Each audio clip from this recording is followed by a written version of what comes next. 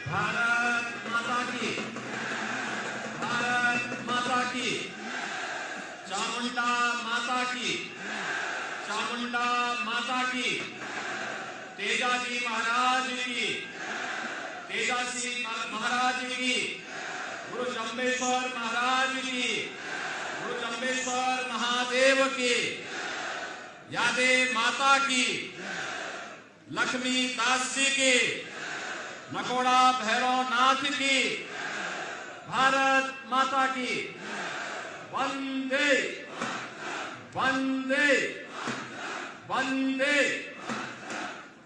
आज की चुनावी सभा में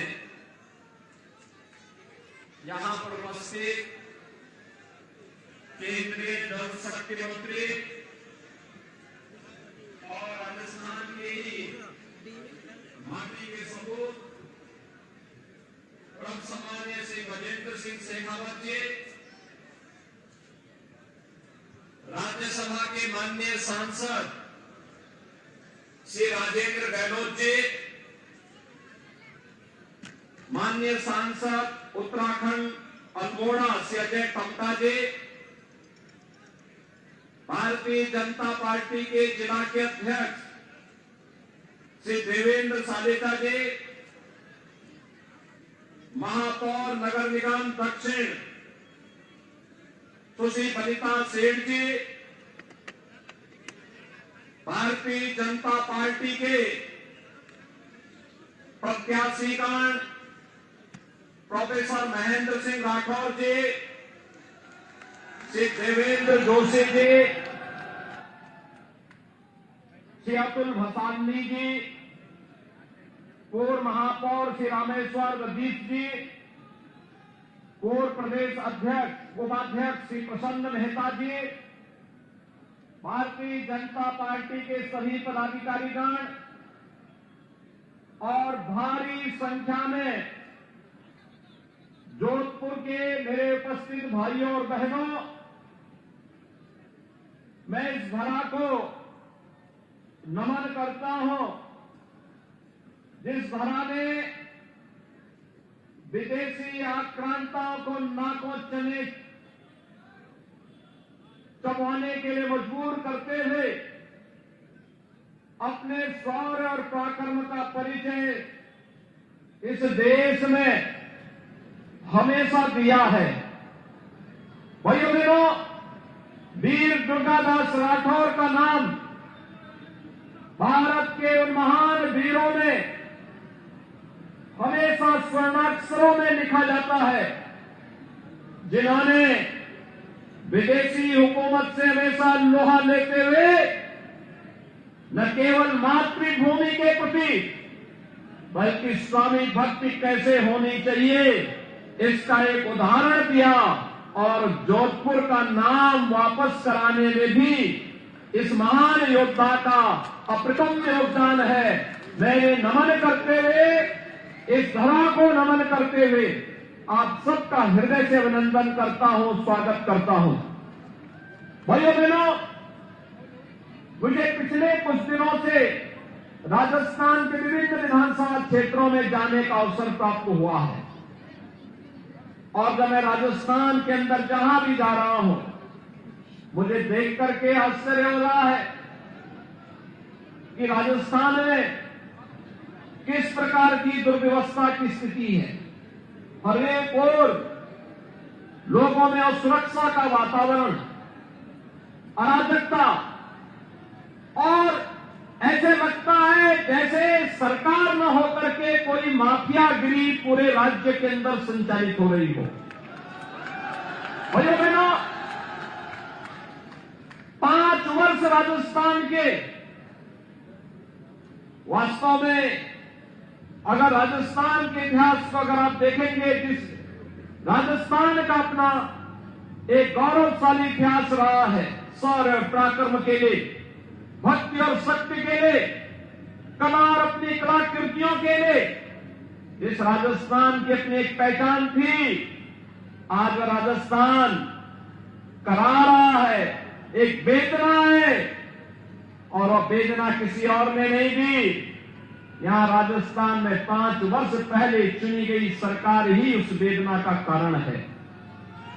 भाइयों बहनों, जहां जा रहे हैं, एक तरफ राजस्थान के अंदर अव्यवस्था, अराजकता, गुंडागर्दी, कर्फ्यू, दंगे, और दूसरी ओर अगर हम भारत का देखते हैं, पूरे देश के अंदर देखते हैं, प्रधानमंत्री मोदी जी के नेतृत्व में एक नए भारत का दर्शन होता है।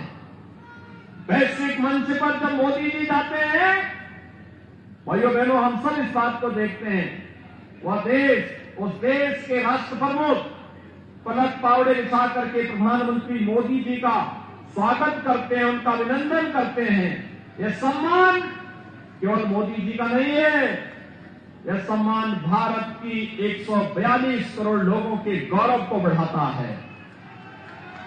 भाइयों बहनों, देश की सीमाएं सुरक्षित हुई है, पूरी तरह भारत अपने आप को सुरक्षित महसूस कर सकता है।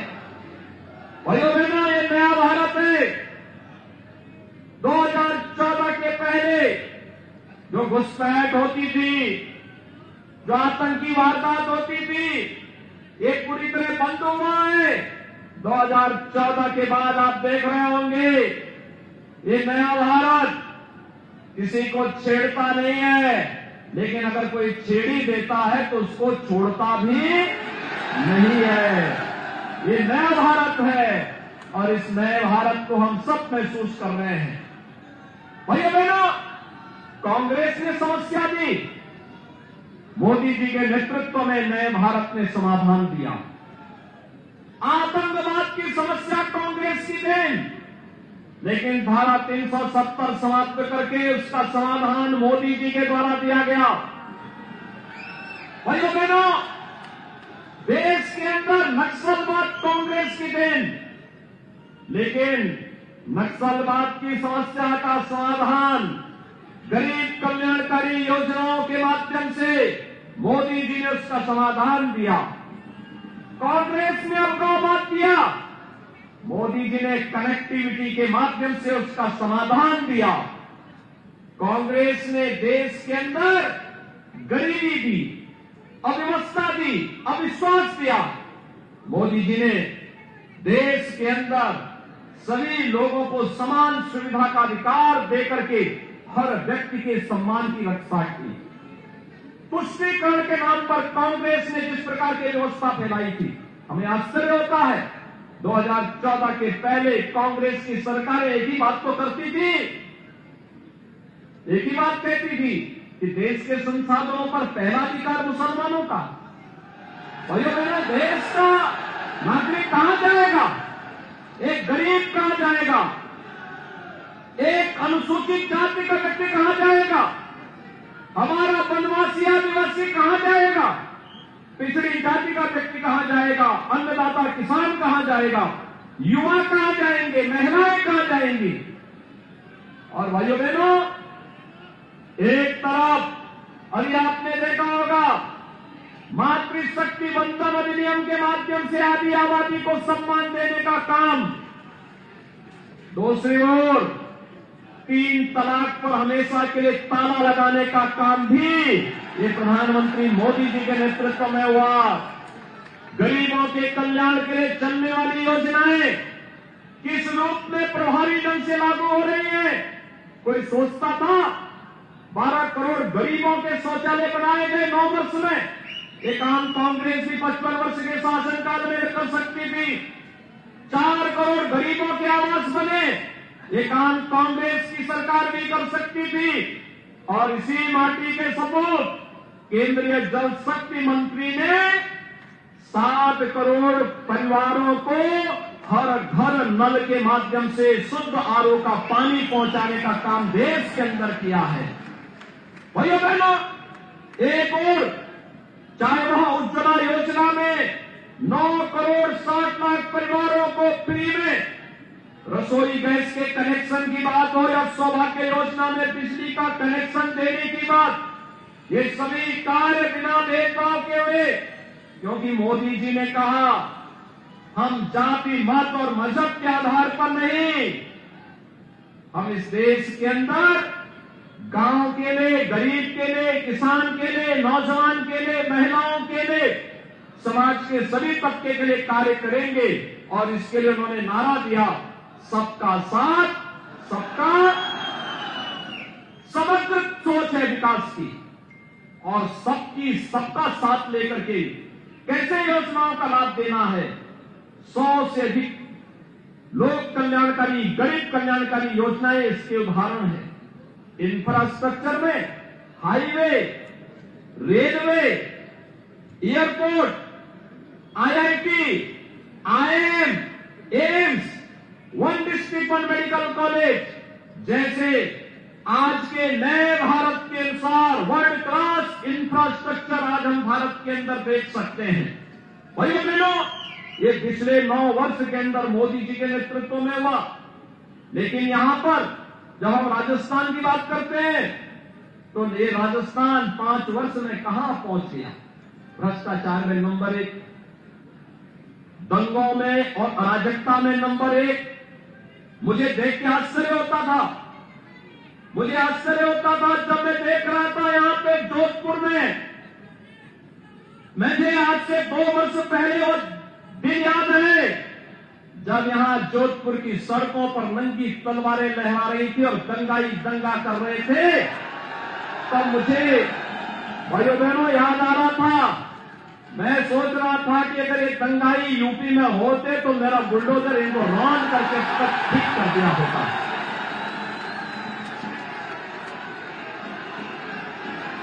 आप आश्चर्य करेंगे किस प्रकार का नंगतांडव था। ये नहीं जोधपुर के अंदर ही हम देख रहे थे और सरकार मौन थी। ये वोट बैंक के नाम पर अराजकता फैलाने की चोट कब तक होगी? और यही कहने के लिए आज भाइयों बहनों मैं आपके पास आया हूं कि राजस्थान में मौजूदा सरकार भाइयों बहनों ये सुरक्षा भी नहीं दे सकती, ये सम्मान भी नहीं दे सकती, गरीबों का कल्याण भी नहीं कर सकती, विकास की योजनाओं को भी लागू नहीं कर सकती और आपकी आस्था को भी सम्मान नहीं दे सकती। रामनवमी में यहां की सरकार रोक लगाती है। मैं जिस जिले में जाता हूं वहां पे किसी न किसी संत की हत्या हो चुकी होती है। इससे पहले पूज्य संतगण मिलते हैं की बात कहते हैं कि यहां हमारे एक संत की 2 महीने पहले, 6 महीने पहले, 1 वर्ष पहले उपद्रवियों ने हत्या कर दी। सरकार कोई सुनवाई करने को तैयार नहीं। किसी भी जिले में जाओ, भरतपुर में, अलवर में, जोधपुर में, किसी भी जिले में जाओ, हर जिले में भाइयों बहनों ये सुनाई देता है। और इसीलिए आज मैं आपके पास आया हूं कि सरकार कर्फ्यू वाली सरकार है, दंगों वाली सरकार है। भाइयों बहनों ये माफियागिरी जो पनप रही है, जो अराजकता पनप रही है, जो युवाओं के भविष्य के साथ खिलवाड़ करते हुए पेपर लीक की घटनाएं लगातार राजस्थान के अंदर हो रही हैं। कुछ तो दाल में काला है। आपका मैं अभिनंदन करूंगा कि लोकसभा चुनाव में आपने यहां पर श्री गजेंद्र सिंह शेखावत जी को इतना भारी बहुमत से जिताया कि वह देश के अंदर जल शक्ति मंत्री बने। और उस समय आपने कांग्रेस को पानी पिलाया था। और भाइयों बहनों देश को जल तो गजेंद्र सिंह शेखावत जी अपनी योजना से पिला रहे हैं। लेकिन मेरा आपसे अनुरोध है, याद करना, आस्था का सम्मान केवल डबल इंजन की भाजपा की सरकार ही कर सकती है। आखिर कांग्रेस के लोग कहते थे ना, जो यहां पे हमारे वरिष्ठ नेता होंगे, 1980 के दशक में जब राम जन्मभूमि आंदोलन प्रारंभ हुआ था तब नारा लगता था, राम लला हम आएंगे, मंदिर वहीं बनाएंगे।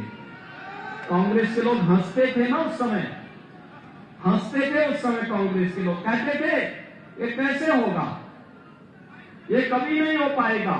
हम लोग कहते थे हमारा विश्वास है ये होगा। वे हंसते थे, लेकिन हमें विश्वास था। लेकिन उनको विश्वास दिलाने के लिए हमें कुछ दिनों के लिए नारा बदलना पड़ा था। हम लोगों ने तब कहा था, रामलला हम आएंगे, पहले गुलामी का ढांचा हटाएंगे। और गुलामी का ढांचा हटा ना, और गुलामी का ढांचा हटने के बाद फिर हम लोगों ने पुराना नारा दोहराया था, रामलला हम आएंगे, मंदिर वहीं बनाएंगे। आप मुझे बताओ, इनमें से यहां पे कितने लोग हैं जिनको विश्वास है कि अयोध्या में राम मंदिर का निर्माण हो रहा है? पूरा जोधपुर ही। और मुझे बताओ, 22 जनवरी 2024 को प्रधानमंत्री मोदी जी के कर कमलों से 500 वर्षों के बाद रामलला अपने भव्य मंदिर में विराजमान होंगे। आप में से कितने लोग हैं जो अयोध्या धाम आने के इच्छुक होंगे?